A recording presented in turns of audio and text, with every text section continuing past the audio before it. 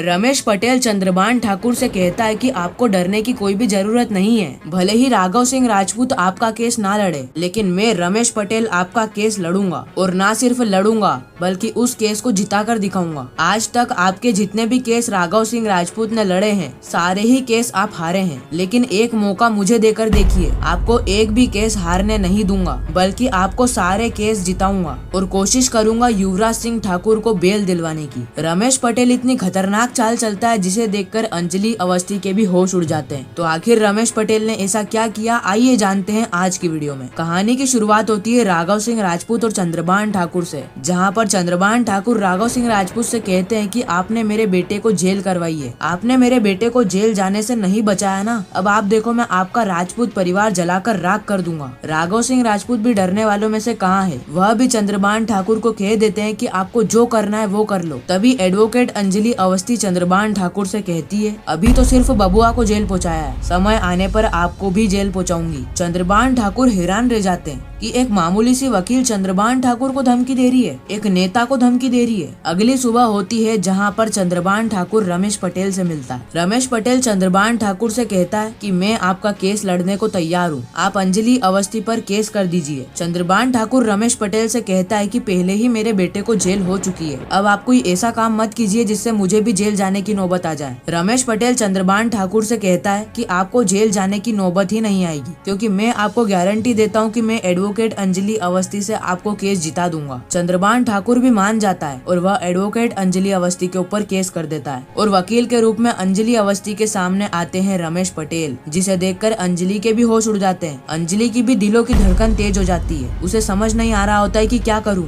लेकिन फिर भी अंजलि केस लड़ती है और केस को जिताती भी है। अगर आप जानना चाहते हैं कि अंजलि ने केस किस तरीके से जीता, तो नीचे कमेंट में पार्ट 2 जरूर लिखिएगा।